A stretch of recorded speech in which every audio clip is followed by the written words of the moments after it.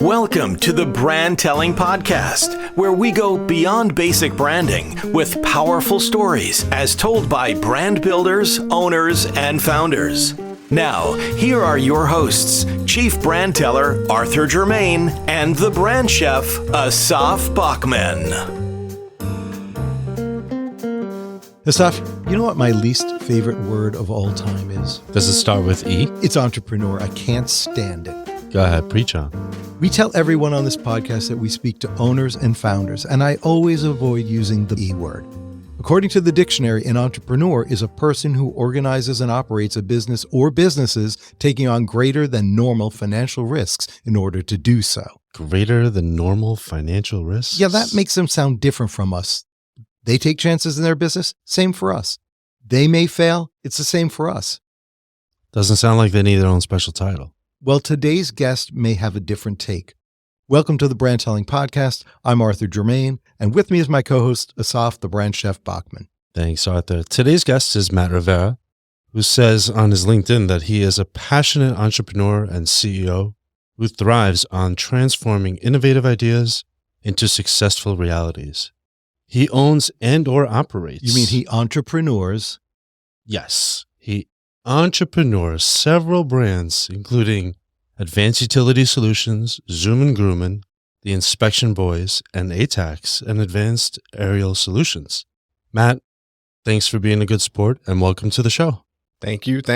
I hate that word too. Yeah, it just is always, when I hear people use it, I always go, are you really an entrepreneur? What exactly does that mean? I always say, I'm a business owner first.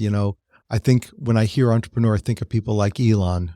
They're using somebody else's money, maybe the government money, to do something. But it's just another title for what we do. But for most business owners, the choice of a business comes from what they studied or where they worked before. Like I was a writer, and then I worked at a marketing agency.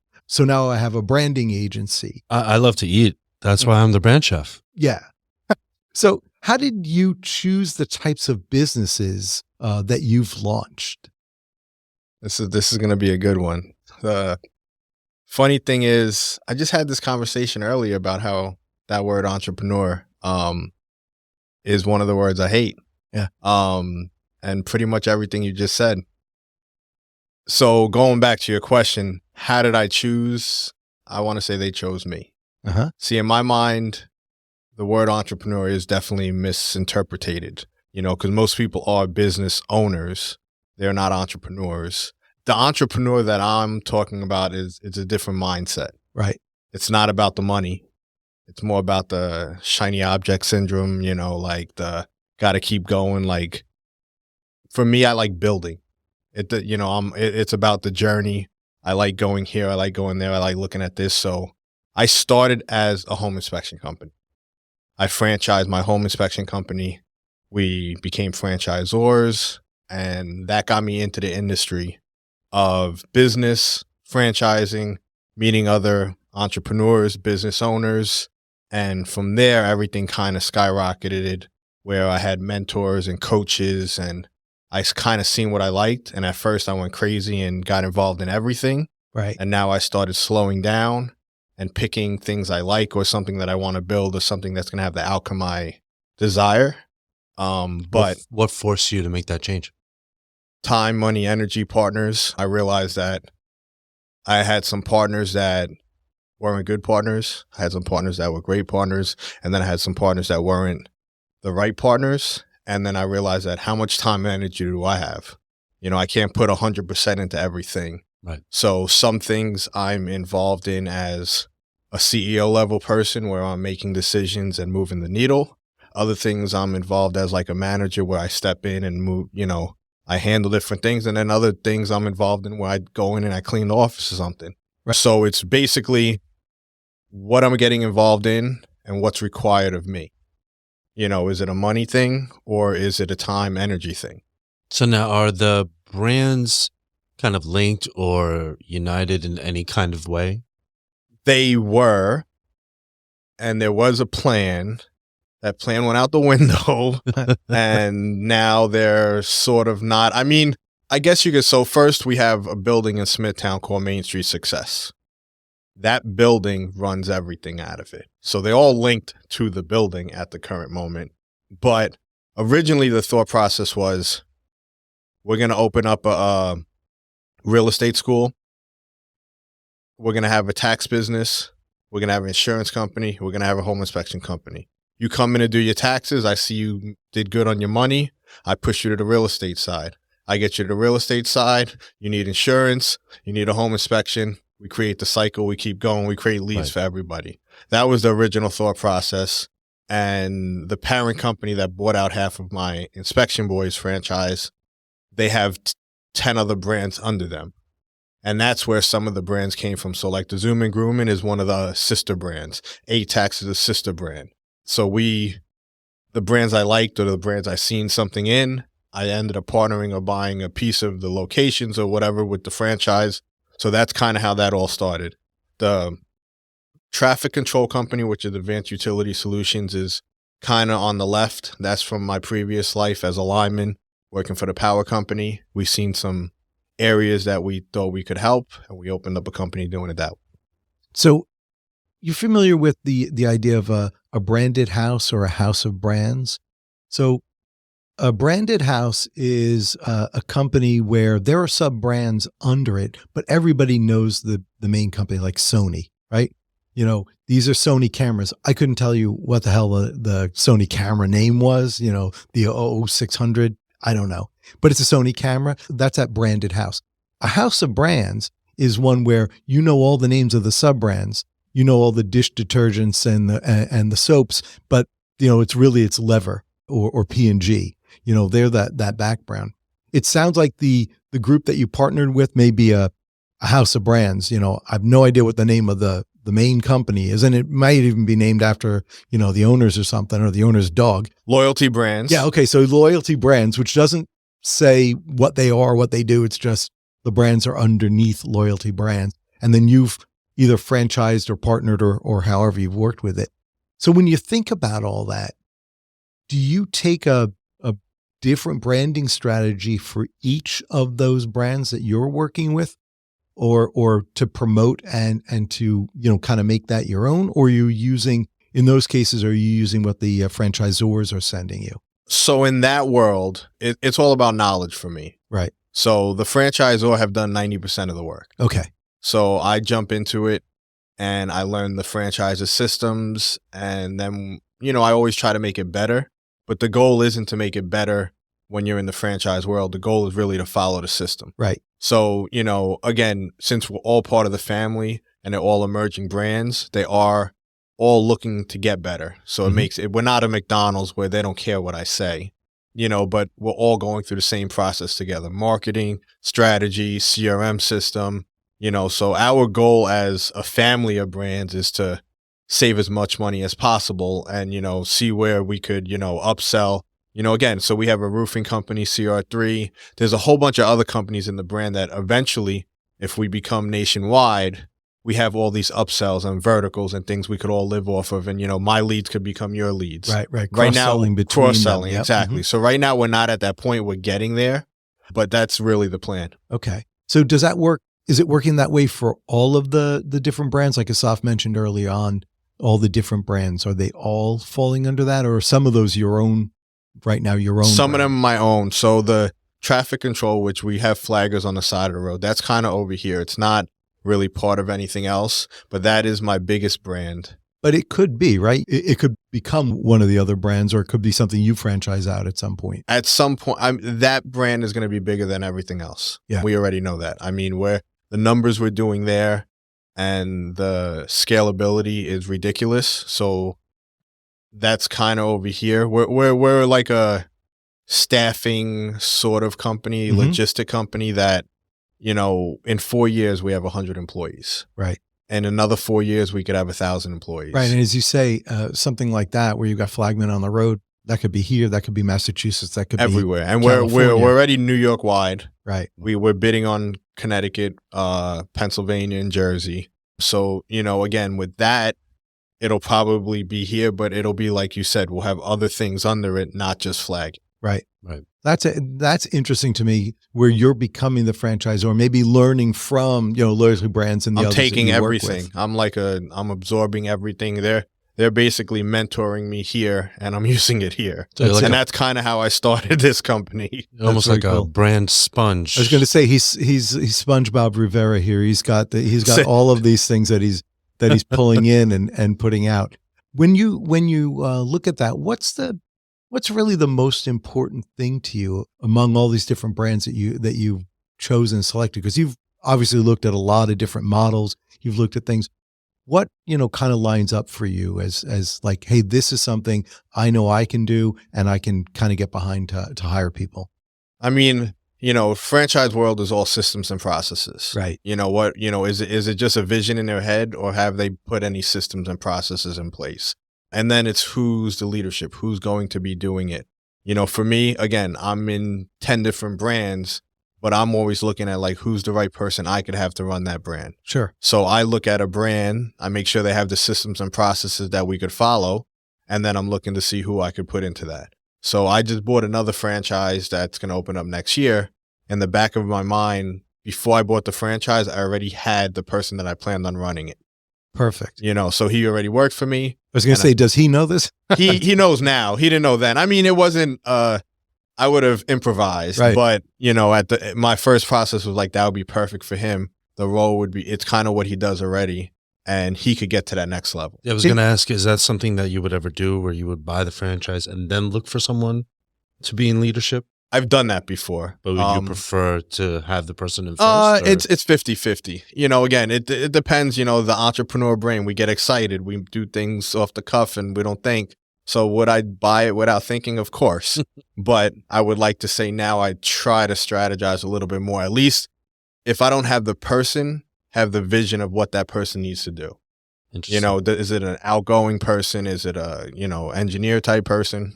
So do these, for you specifically, do the different brands that you're choosing, do they have to be related? Do they fall under core? Like I think about the Zoom and Groomin', which is we'll talk about that for a little bit. Tell us all about it. So Zoom and Groomin' is a mobile dog grooming company. I mean, dogs and cats, but we pretty much use just dogs. I do. It's one of the best businesses I've bought. I've bought in on 2 different levels of that. So I bought what they call as an area rep. It's an area developer. So I bought all of Long Island as an area developer. There's 17 franchise locations on Long Island. I bought the rights to all of them. And then what I do is I sell them. And the franchise sells them basically. Kind of like your sub Yeah, they sell them. Yeah. So I get a piece of the pie, a small piece, but the franchise still handles everything. Right. So if you wanted to buy one, you deal with the franchise. If you go to training, you deal with the franchise. I'm just here to help manage you. Well, here, where we do the podcast here on Long Island, so that makes a lot of sense because, there's only bridges to get here unless you come in on the water, and so you when you own all of Long Island, you own a real specific geography, so it makes sense to tie everybody together like that. Yeah, and again, I'm here to make everybody's life easier. So we bought Long Island 18 months ago. Okay. In 18 months, we've sold 9 locations. We have 8 trucks on the road currently and 2 more being built. Fantastic. And I have 7 or 8 more locations to sell. Sounds like you're taking your time. I also bought Connecticut, and we bought Connecticut a year ago. Same thing, 17 locations, and we're up to 6 there. So yeah, we're taking our time slightly. That's phenomenal. The business it's a home run for everybody because you don't have to be a dog groomer. Right. You could be a business owner. Yeah. Or you could be a dog groomer. You could be a mom, 2 teachers or a cop and teacher or whatever, and still run this business part-time and make good money. Or you could be a groomer and basically, own your own business. That's great. It sounds like you're juggling a lot. And when we return from our break, we're going to find out exactly what you do to juggle all these different brands. So stay tuned. Hey there, if you're like most business owners or founders, you may find that after time, your brand has undergone some type of change. Maybe you've launched a new product, a new service, or a new location, or perhaps you've acquired some new talent or capability. And now your team is struggling to communicate what makes your brand different and what sets you apart as the right choice. And that's why Asaf and I have launched the Brand Building Bootcamp. It's a focused workshop where we reimagine, refresh, rebuild, and relaunch your entire brand. We're essentially helping you become a category of one. The Brand Building Bootcamp gives you a refreshed brand storybook, visual identity, magnetic website, and the tools for connecting your content with your audiences to increase your bottom line. Arthur, don't forget, we're delivering all this in 30 days or less. Yeah, no pressure. Well, we're limiting the boot camp to only a few clients each month. So if you're interested, let us know. Yeah, if this sounds interesting, you can learn more at thebrandbuildingbootcamp.com and schedule a no-obligation brand chat with me and Asaf. And now, let's get back to our podcast.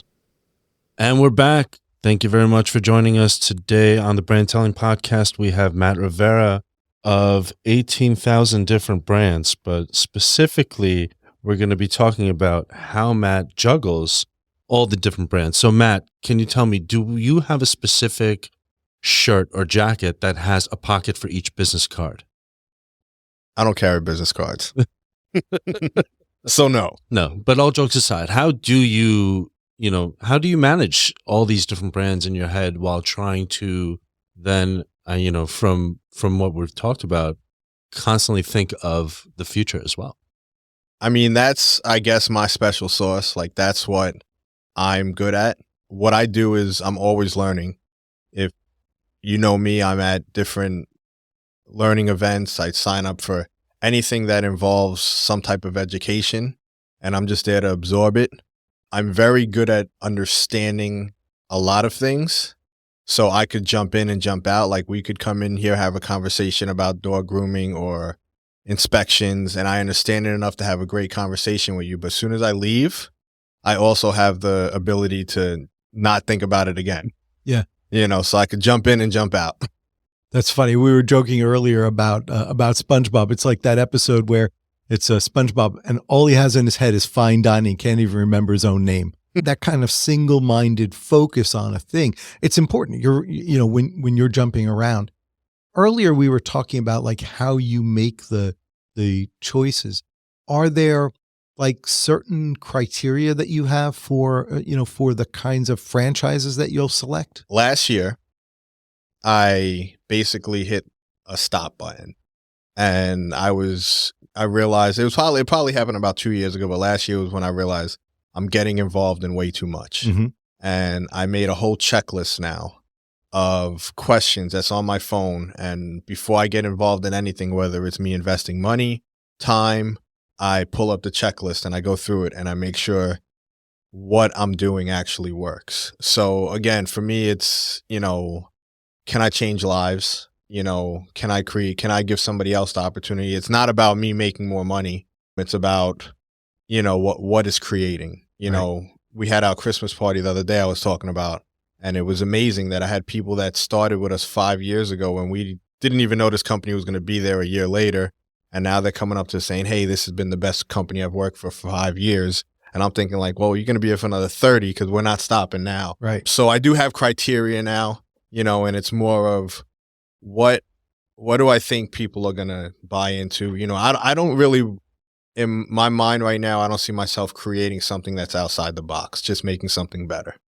So when it comes to franchising, like dog grooming, everybody knew about the Petco's and all of these other shops. But when it comes to mobile, it creates a process that now you don't have, like me, I don't like bringing my dog anywhere because I get stressed out. What if he runs out of the car? Right. What if he does this? But now we come to your house, we bring the dog out, we do our thing, we bring him back in. The dog's less stress-free. You as an owner, you could keep doing your thing. You don't got to waste your day going back and forth and waiting for the groom to be done. So for me, it's like I can make that process better. The new company we just bought is like an Italian ice company. Not Italian, it's shaved ice. Mm-hmm. And I followed the guy that bought one local to me, and I was just amazed. I had him come do my kid's party, and I had 40 kids there, and their eyes were all lighting up. And I said to my business partner, I was like, look at this. This guy is getting paid to hand out smiles. Yeah, That's great. All like these kids were smiling, it's good branding and right there. I was like, I love that. Yeah. Like, I could see myself doing that. And he looked at me, he's like, you're not going to be running this truck. And I'm like, yeah, but I could. Right. So again, it was something You where could jump into it for 5 minutes and then forget about it. as Yeah, you I could do get the it set next up, thing. you know, but Exactly. for me, it was like, all right, I could do that. It's something I could feel. So think about what you were just saying about yourself, and then think about all the different brands. Do you look at your various employees across the brands? Are they one employee pool for you? Do you move them between brands? Do you enable them? Some of your brands might be seasonal, for example, and might move around. Or are there certain employees that are just locked to a brand? They are becoming movable. Yeah. As we're getting better, now the traffic control company is very unique because it's the first one that's not a little franchise. It's a big company. So now we're focused on things that I've never had to focus on. Like, how do you build a culture, and how do you have like an org chart and different layers in the company? Right. So now we're starting to learn what we're supposed to be doing, and we're taking that and bringing it to the other brands. Do you use any of the groups out there, like an EOS for their model or something We like just that? hired an EOS implementer. We had our first meeting last month, and January or February, we have our first full day thing, but that's like the next level. Yeah. And again, we're going to take that and bring it to all the other brands, you know, so that it's going to, Smart. you know, it's going to help everything. I like it. I really, I'm enjoying this because, you're taking us through what it is for growth. And I think the founders and owners who listen to us, we talk about brands, but we're not talking about here's how you send social media. That's not what this is about. This is about here's how you build a brand. Here's how you build a culture. And the right thing is to start with the right kind of foundation. I like the EOS model. It puts in layers. You have to get used to it. You have to It's simple. It's simple but to it's understand. simple to understand. Not easy. Jump out but it's right now, grab a copy of the book Traction and give it a Yeah. read if you want to find out more about that Absolutely. and more about the model. Is the implementer somebody from Long Island or Yeah. who go ahead? Dan Singer. Sure.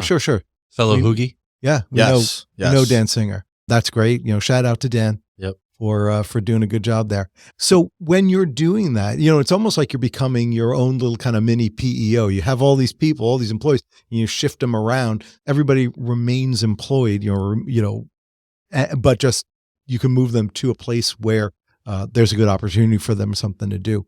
How do you go about hiring people? Have you had to put in an HR person or do some work that way? So again, that's one of the things, like, Yeah. I realize I'm not good at hiring. Most You of are good at putting the right people into the role, though. It sounds now, like that's a yes, special but sauce. originally I hired off of emotion and, what I thought, I would try to create people. Yeah. Right. And that's why I said, like, my special sauce is this. Well, you're the visionary. Yeah, I'm the visionary. Yes. But you can't put me in another role because I'm this. You have to So I own was trying visionary. to create either me's or someone else like me. That's right. And I realized that now I Yeah. want to hire somebody that's good at what they say that we need. And, that's like you were saying, moving them around. Sometimes I have an employee that's here and I'm like, wow, he's really not good at that, but he would be really good. Like, he could do that's, he's doing this. Right. So let's try to move him over. So maybe that's, he would enjoy it more. yeah, maybe he'll, so And- again, it's what they want to do, if they want to move over or if they, it doesn't work out. Yeah. So amongst all the different brands that you're running and all the different, potential clients that you're dealing with and customers that you have, is there any kind of unifying brand experience that you would want to leave customers with regardless of which company you're running? I mean, again, my goal is really great customer service, and I want my employees to be happy. Like, people that work for me, I want them to feel like they're getting paid a good pay, they do the right thing, and that's really the vision of everything. Like, we do great at flagging because the problem in the utility world is people aren't good at billing and people aren't good at back end stuff. And we're really good at doing that. So we get a lot of compliments like, hey, you made our life so much easier. It's not really the flagging part. It's the back end stuff that really helps us. When it comes to dog grooming, we've had plenty of great dog groomers, but they're not good at customer service. And we end up like, this isn't the culture for you. Like, it's not a shop where there's 20 dogs and you're just going from dog to dog. You have to be able to knock on the door, give the dog back, create a customer experience that people enjoy. So, again, it's about getting the right people for the right job. What is there a name for your overarching company? Do you have an umbrella company that's over everything? Mailbox checks. Okay, so mailbox checks. Well, the vision was like I have a couple of investors and partners that are silent, and the goal was at some point, hopefully, they get some checks in the mail. Yeah. Brilliant. I love it. We're not there yet, but we're getting there. So when you think about mailbox checks and you're thinking about it, I'd say you've said what your core value is, which is we're handing out smiles. I think it sounds like that's the core value across all of the different brands that you have. It's the goal. That's the way to go here. What's next for you? So again, my plan was to slow down a little bit and really. How's that working? I mean, so far it's just I really the traffic control company, I really want to get to the next level. Yeah. We have all the pieces in place. So like the next year, I'm focusing heavy on that, where I want to go from 100 to 1,000 employees. I want to implement EOS and be $100 million company. I want to take the dog grooming company and do the same thing, where I want to sell all of Long Island, all of Connecticut, and get these numbers all up there. So besides the franchise I just bought, it's really just slow down and focus on what I want. I don't want to jump into anything else. The home inspections is based around real estate. Right. And real estate's been kind of funny the last 2 years. So at some point, I hope that levels off. But it's really just take what we got now, either make it better or drop it off the plate. Yeah. So, Matt, how long have you been entrepreneuring? I mean, I could say my whole life, I do have the same stories that everybody else has. In 8th grade, I was selling candy and, selling cologne. But I left my real job 8 years ago. Yeah. So I would say that was when that's some hockey stick, man. You're it was exactly that.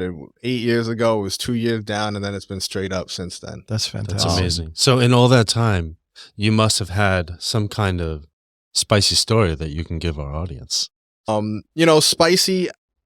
I've met a lot of people that I never thought I would meet. I've been in rooms with people that I've never thought I'd be in a room with. I was talking about the parent company, Loyalty Brands. Yeah. The guy that started that, his name's John Hewitt. He started Jackson Hewitt Tax Service. He started Liberty Tax, and now he has all these 10 brands. The funny thing was how that came about was LinkedIn. And I don't know if any of you guys are on LinkedIn, but I get 100 texts a day. Hey, somebody wants to sign up on the calendar. Right. And the one day his secretary sent me something and I was like, you know what? Let's do it. So I signed up for Friday. On Tuesday, I got a book in the mail. And I signed up for Friday. I wasn't going to show up. I was just, whatever, I signed up, whatever. Right. I got the book and I'm like, who is this guy? Right. And I'm like, I think this is the guy that I just signed up for the thing. So I look at the book. I downloaded it because I listen to books. I listened to the whole book and I'm like, wow, this guy's got an interesting story. So then I get a call with him on Friday. And I swear, I've never even talked to him about it. I swear he was playing tennis because I don't think he heard one thing I said. I don't know. He had to be paying attention, but I was like, this guy's playing tennis. So I was telling him my story and it was just like a very short conversation. And then he's like, all right, we'll be in contact. So I went back to the office and I'm like, yo, I just had the weirdest call ever. Like, I don't know what just happened. This guy in the book, and my partner's like, what are you talking about? I'm like, I don't know. I don't know what just happened, but let's see how it goes. And then like a week later, they sent me this whole big document. They want, financials and this and that. And I'm like, oh my God. So, and from there, it's just been an amazing experience. And from learning from him, when I met him, he said he made 750 millionaires. Now he says he's made 1,000. I've met probably 200-300 of them. That's great. Wow. And the fact that I've seen that he's changed lives, kind of inspires me. And it's like, well, that's kind of what I want to do. Like, I want to be able to be like, hey, look, I might not be the richest person in the room. I might not have all the money, but I want the people in the room like, yo, he helped me out. Right. Yeah. And that's kind of like where I see myself going, like my goal is to help change other people's lives. Impact. That's great. Impact with smiles. With smiles. Yeah, handing out ices. You're going to see me in an ice truck.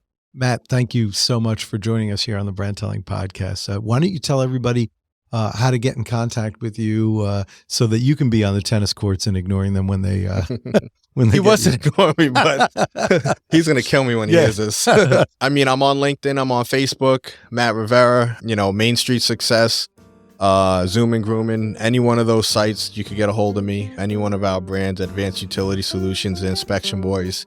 We're all over the place. So if you want to find me, I'm very easy to be found. All right. Thanks very much. And for this episode of the Brand Telling Podcast, this is Arthur Germain. And this is Asaf, the brand chef Bachman, signing off. Take care, everybody. Thank you for joining us for the Brand Telling Podcast. If you have a story idea or would like to be a guest on the podcast, please send us an email at podcast@brandtelling.com.